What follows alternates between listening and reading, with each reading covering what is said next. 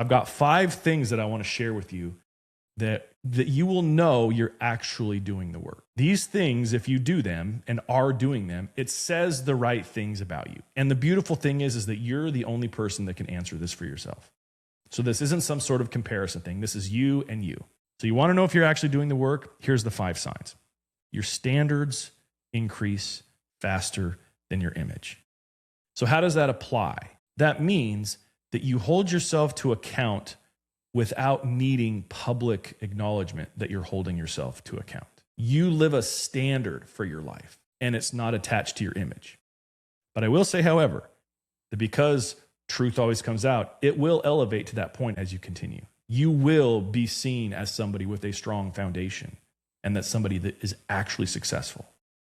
But before that public visibility of reality, and to make sure you're not having this psychological stolen valor, that's the first thing. You will notice your standards increase faster than your image does. The second part is that you have less need to explain yourself. Like, you don't care if somebody objects to you or what you're doing or how you're living.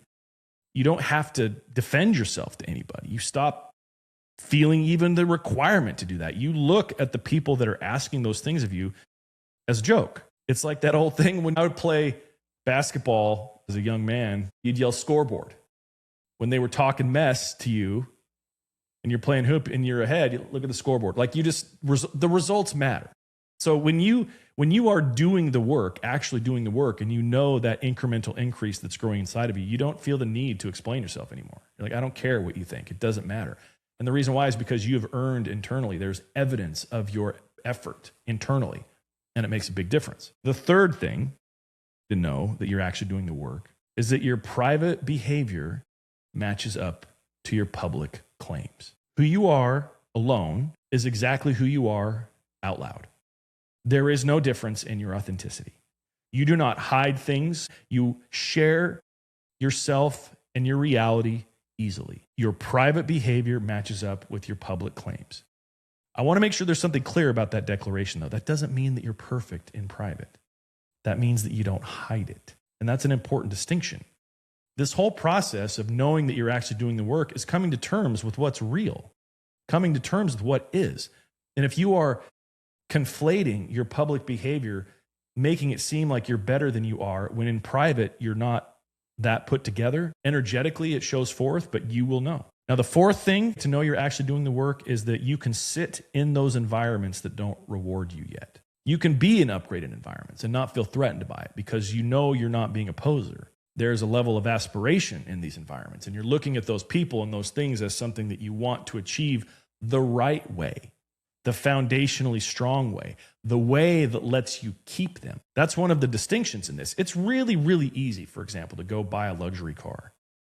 But to have the type of business and foundation and character that lets you keep that car, and to be in a position to have power because the financial decision that you've made relative to that car is minuscule in comparison to the bigger picture, is important. There's all sorts of rules and how to manage what that means for your affordability, and I'm not going to go into that here. You will figure that out for yourself.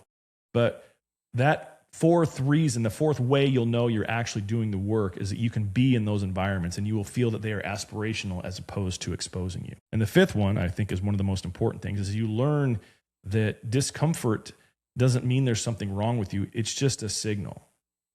Discomfort it's data, because you can, in those moments, ask yourself, what am I doing here? Why does this work? Why does this not work? Instead of trying to run from discomfort, you know you're doing the work when you can sit in discomfort and you are trying to sift exactly what that discomfort is giving you, why you are feeling discomforted, what's going on, so you can then overcome it and you can rework it. If you're listening to this and you're like, I'm good at that, but I'm not good at that, I want to make sure something's clear. If you're checking even 2 or 3 of those boxes, you're not behind at all. You're actually doing great. You are building. There is foundational growth.